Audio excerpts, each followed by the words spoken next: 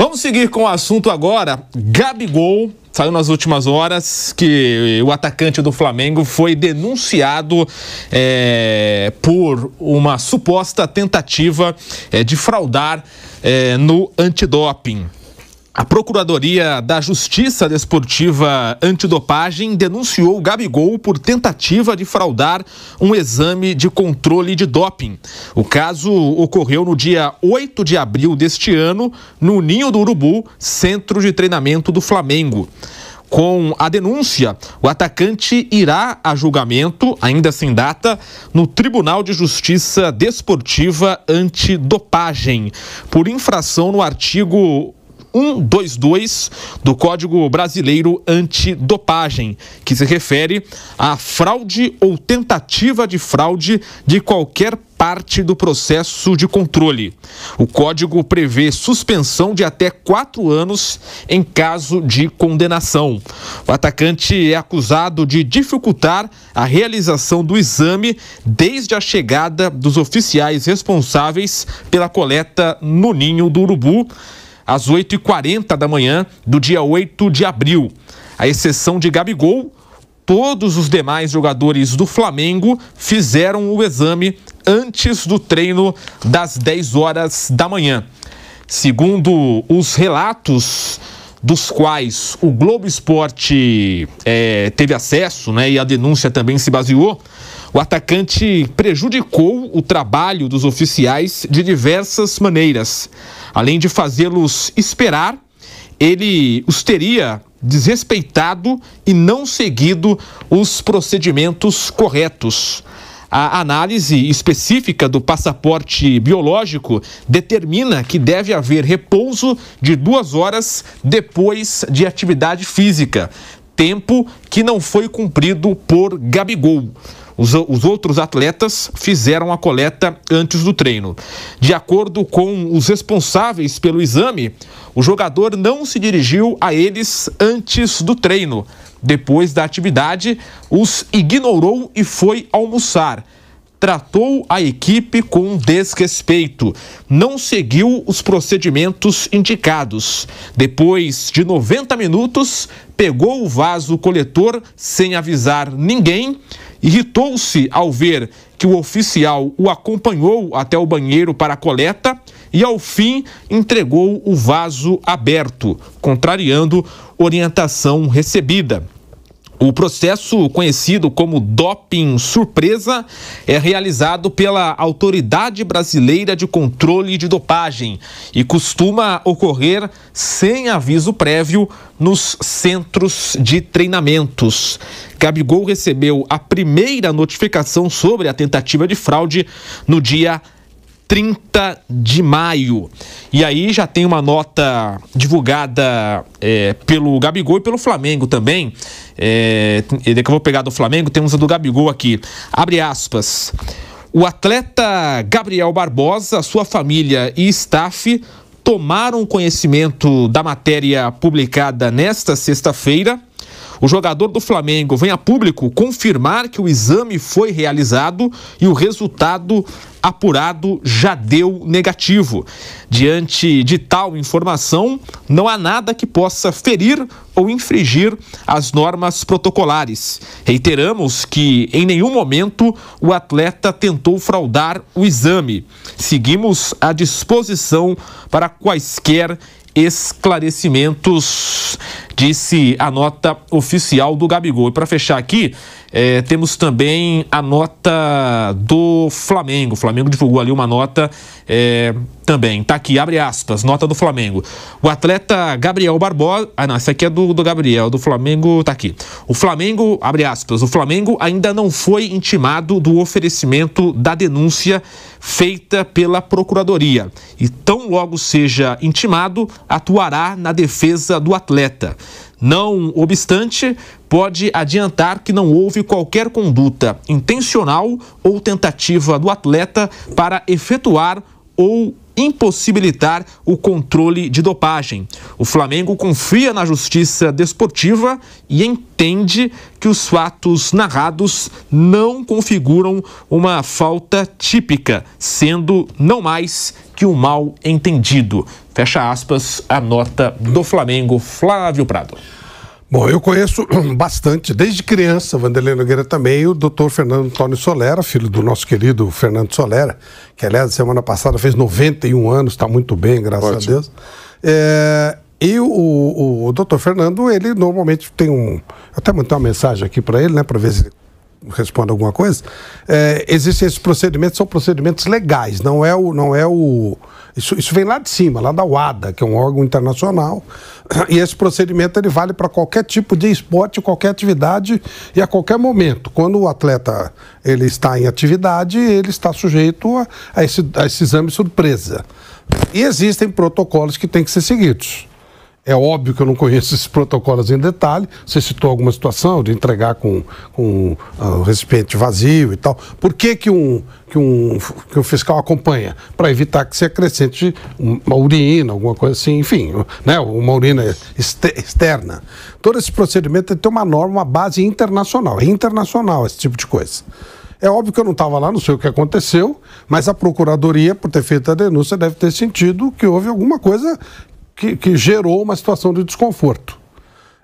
E também não acho que ele possa pegar essa pena de 4 anos. Acho que não, porque o exame deu negativo, então ok. Mas sim, ele pode pegar uma punição por ter dificultado o trabalho dos profissionais da área de antidopagem.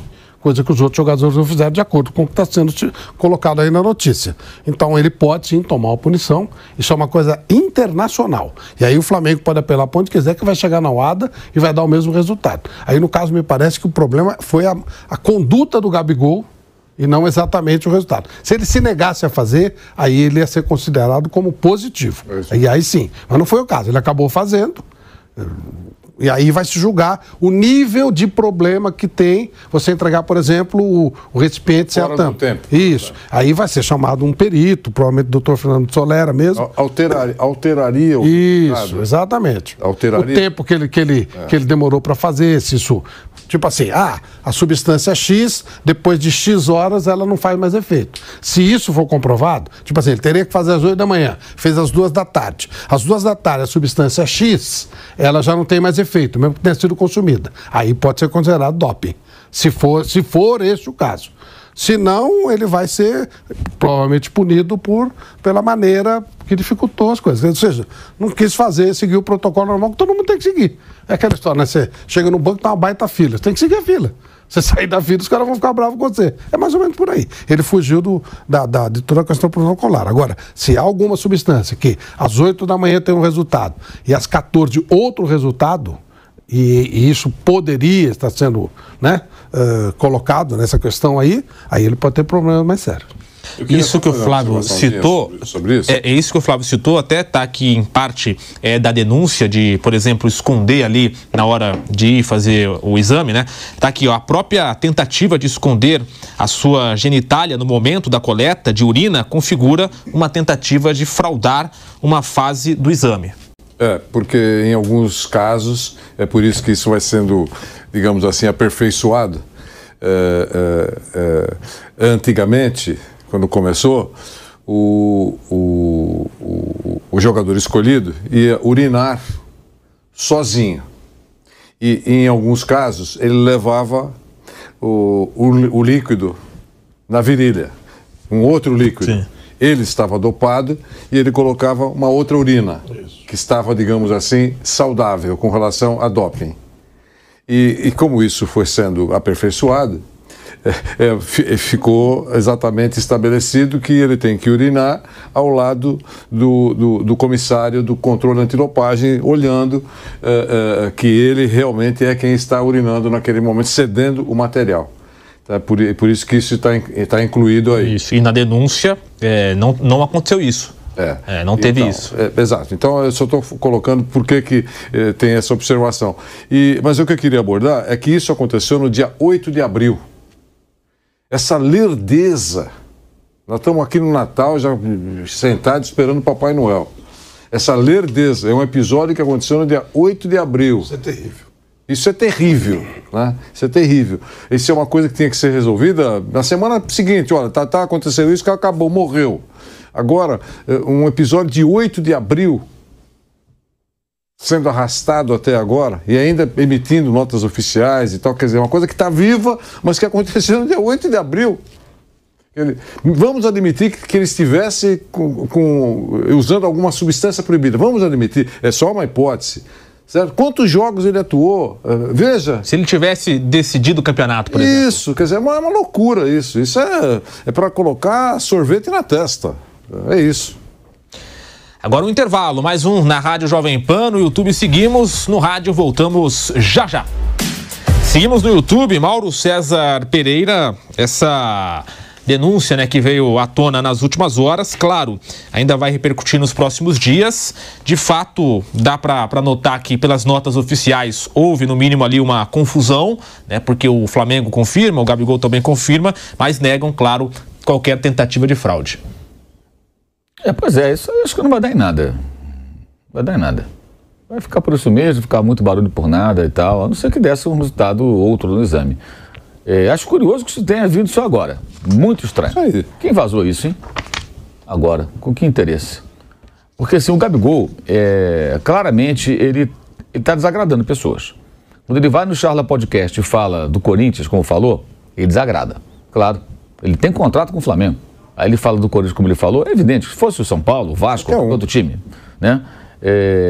Então ele fala que jogou machucado de fevereiro até o final do ano. O Mauro, só que a denúncia ela foi feita na quinta-feira, ontem mesmo. Então a denúncia ela foi ontem. Então por que tanto tempo? De 8 de abril. Isso. Então, também, só para confirmar. Isso agora. Só para confirmar, não foi ontem mesmo, dia 21. Isso. Por que só agora a denúncia? Que diabo acontece? Por que não fizeram isso antes? Isso tem que ser explicado. Enfim, eu acho que não vai dar em nada. Se ele não estava dopado, não estava dopado. Mas evidencia também, se de fato aconteceu o que está relatado, que ele dificultou o trabalho dos profissionais que foram lá recolher o material para fazer o exame antidoping, acho que fica evidente também o seguinte, um desmando no Flamengo.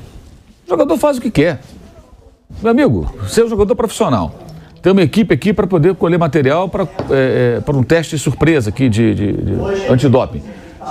E você dificulta o trabalho, por quê? Não tem um direito, cara. O seu trabalho é esse, recolhe o material e acabou. Todo mundo vai lá, faz o pipi e tal, entrega o vidrinho. Por que o dele tem que ser mais difícil? Já houve um episódio da discussão com o Márcio Braga, foi o jogo do Fortaleza, se falha a memória, que ele se contunde e com razão reclama que teria se machucado por conta do gramado, do Maracanã, aquele problema todo. E o que se comentou à época, que foi que uma fonte do Flamengo me passou, foi, ele vai e começa a reclamar no vestiário, que se machucou por causa do gramado, e quer ir embora. E o médico fala, não, você não pode ir embora, que vai ter o sorteio do antidoping. Se você for sorteado e você não estiver mais aqui, caracteriza doping, você não vai recolher o material, é como se tivesse topado, você tem que ficar até o final. Se você não entrar no sorteio, você pode ir embora, tomar seu banho, já fica pronto, vai embora, não tem problema. E aí houve um princípio ali de uma polêmica, não sei se chegou a ser uma discussão, mas eu queria arrancar, vai, não vai, pode, não pode. O Marcos Braz estava passando no vestiário, os jogadores já estavam subindo para o segundo tempo, né? E aí o Marcos Braz fala, Gabriel, você tem que ficar, não sei o que, aí os dois discutem. Isso teve uma grande repercussão na época. Ele tinha razão, se ele de fato se machucou por causa do gramado, ficar irritado com a contusão por conta do gramado. Que também, aí vamos dizer a verdade, não é nem problema do Marcos Braz, ele não é responsável pelo gramado. Ele cuida do time de futebol. Tem cuidado muito mal, mas o gramado do Maracanã não é a tarefa dele, né? Outras pessoas são responsáveis por isso. Mas ele representando o clube ali, ele poderia falar, ô Marcos, ô Braz, não dá, cara. Pô, esse gramado aí, ó, me machuquei.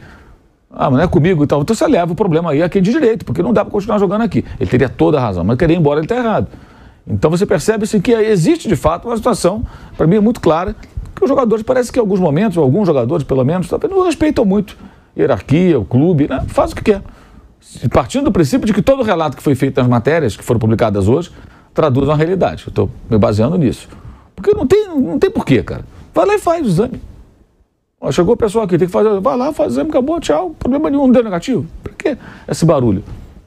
Porque a partir do momento que o jogador dificulta, alguém perguntará, por que está dificultando? Não? É isso, só isso, arruma um problema à toa. Agora, se tivesse alguém lá que mandasse de fato aquela bagunça lá, porque às vezes parece uma bagunça, né? Aquele gerentada toda, né? Cada um faz o que quer. Pô, cara, olha, o Gabriel, vai lá e faz o exame. Porque eu estou dizendo para você fazer. alguém que está hierarquista, você tem que fazer. Você é um funcionário do clube, você é um atleta do clube e você tem que fazer o exame. Não é uma opção, amigo. Você tem que fazer o exame. Vai lá e faz. E não é uma opção. O atleta profissional, quando submetido a um exame, quando apresentado ele a situação em que ele tem que fazer o exame antidoping, ele tem que fazer. Ele não pode escolher. Não quero fazer. Então, ele pode não fazer, mas ele vai arcar com as consequências. É que nem o teste do bafômetro, né? Sim. Para na rua, o cara não quer fazer, mas você vai ter um problema depois. Você não quis fazer, você vai ter que provar, porque focinho de porco não é tomada, você vai ter uma série de problemas ali. É a mesma coisa. Não quer fazer, você vai... Agora, detalhe, quando o jogador cria um problema como esse, ele pode ser um problema entre o jogador e o clube. Eu acho que não vai dar em nada, mas acho também curioso que tudo aconteça com o Gabriel agora. Sabe? Justamente numa hora que ele meio que mexeu em algumas feridas ali, ou abriu algumas feridas, aí de repente um dia vazam quanto ele quer ganhar. No outro dia, essa história parece coincidência, né? São essas coisas que ficam na gaveta para serem utilizadas no momento oportuno. Sabe, aquela denúncia contra você que fica lá 5 anos, porque você esqueceu, todo mundo esqueceu, o cara tira da gaveta. Ó o que eu tenho contra você. Quando o cara vai se candidatar, né? Acontece muito isso. Eu acho isso ridículo. Esse é o problema. Eu não estou falando que não foi grave ou que foi menos grave. Estou dizendo, dia 8 de abril, 7 meses depois.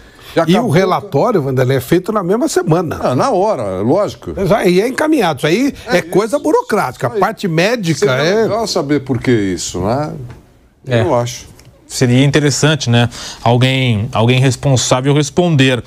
Ainda sobre o Gabigol, nós comentamos ontem no programa, o Mauro até citou agora há pouco, a informação, né, trazida pelo jornalista Diogo Dantas, do jornal O Globo, trazendo alguns detalhes do que o Gabriel Barbosa pediu para renovar com o Flamengo, e aí um salário alto, luvas ali, como se fosse uma recompra na casa dos 54 milhões de reais, camarote no Maracanã, enfim, né, no popular, né, salário astronômico e situações absurdas. E o Gabigol respondeu também essa publicação do jornalista Diogo Dantas. Em post nas redes sociais, Gabigol foi perguntado por um torcedor sobre a veracidade da matéria publicada pelo Diogo Dantas no O Globo, sobre a pedida exorbitante para renovar com o Flamengo. E por meio de sua conta, agora se chama X, né, mas o antigo Twitter,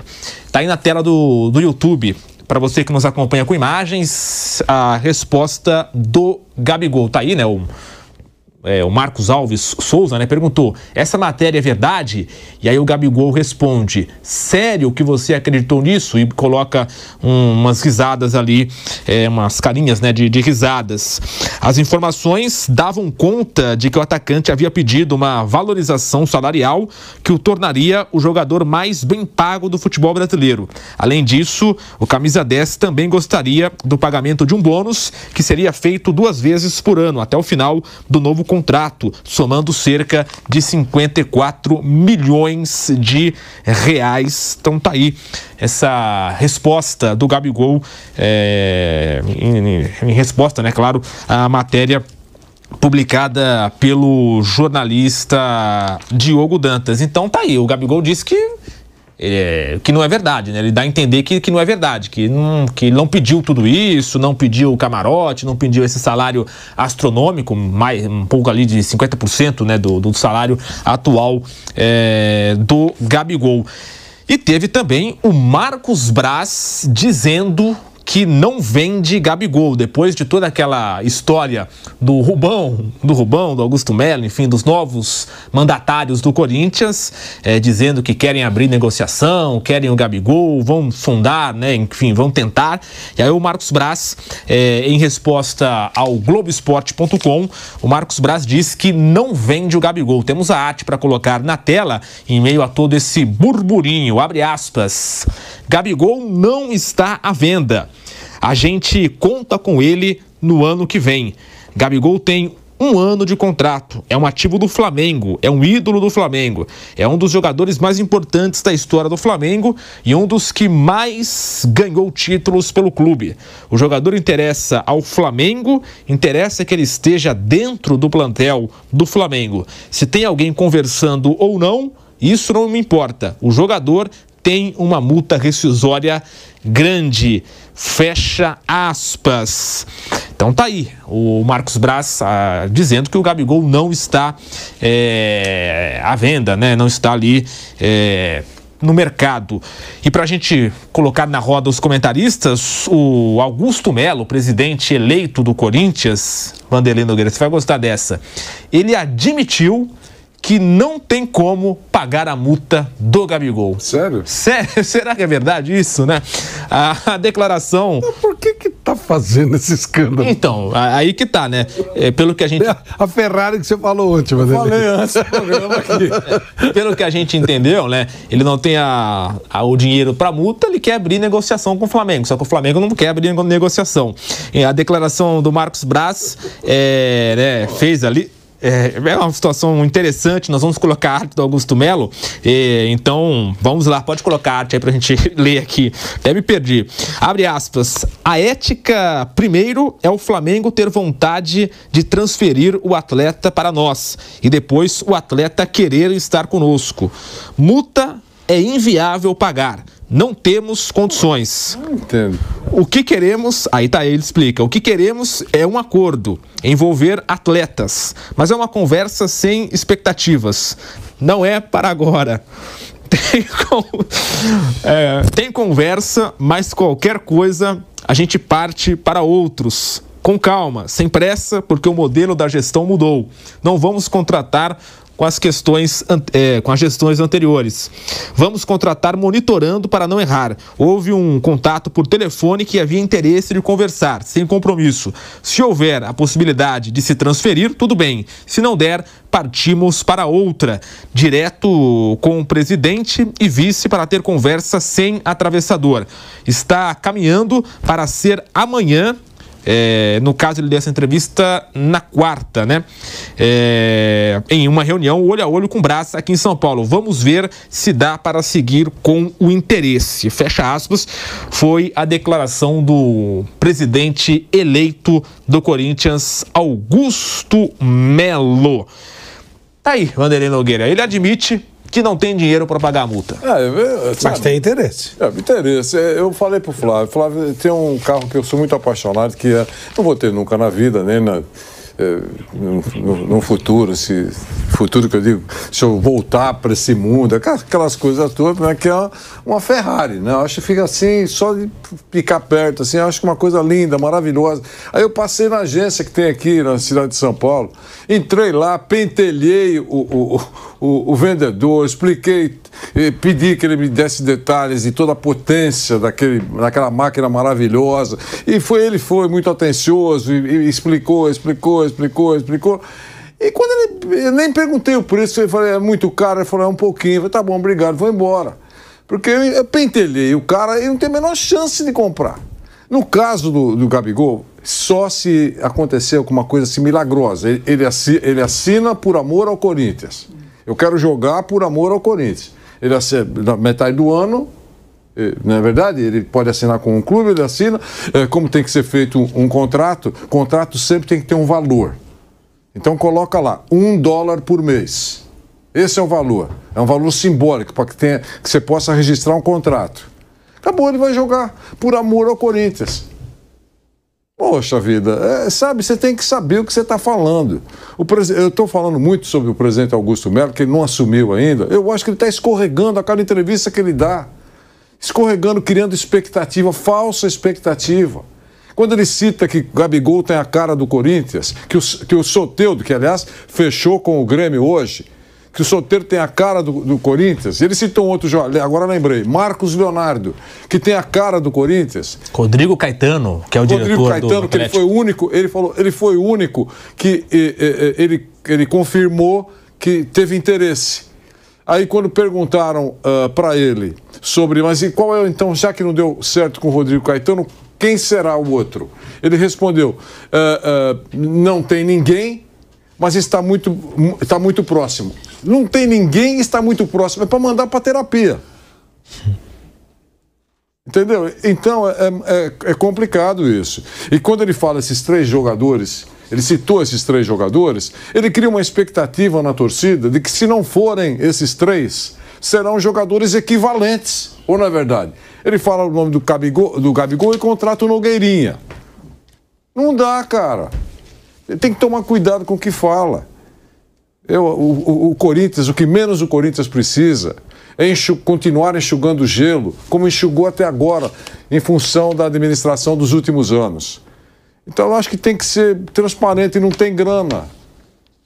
E a gente vai contratar apertado. E outra coisa, falou há alguns dias aí que qualquer negócio que o Corinthians irá fazer será via parcelamentos. Precisa combinar com os vendedores. Os vendedores concordarão com o sistema de parcelamento que o Corinthians pretende oferecer, se tiver suporte para pagar as parcelas acertadas. Tem uma série de coisas. Isso inviabiliza, né? Inviabiliza. Por que o Soteldo foi para o Grêmio? Por que ele foi para o Grêmio e não foi para o Corinthians, que era interessado também? Por algum motivo. Ou a maneira que decidiram pagar, o que o Grêmio vai acertar, ou se o Grêmio é, digamos assim, um comprador, eu digo financeiramente, não estou falando de grandeza de clube, financeiramente, é um comprador mais confiável, não é? O Grêmio é um comprador mais confiável na visão do Santos? Pode ter um outro motivo, tipo assim, eu não quero vender o Soteldo, não quero negociar o Soteldo com um vizinho, um grande clube do mesmo estado. Eu não quero reforçar um adversário. Eu sei que está numa outra divisão, mas eu não quero reforçar um adversário. Mas tem um paulista, né? Tem um paulista. Pode ser, esse pode ser um dos argumentos. Mas sabe, realmente o presidente não assumiu, ainda o presidente eleito não assumiu, mas ele não está sendo cuidadoso nas suas entrevistas nesses últimos tempos.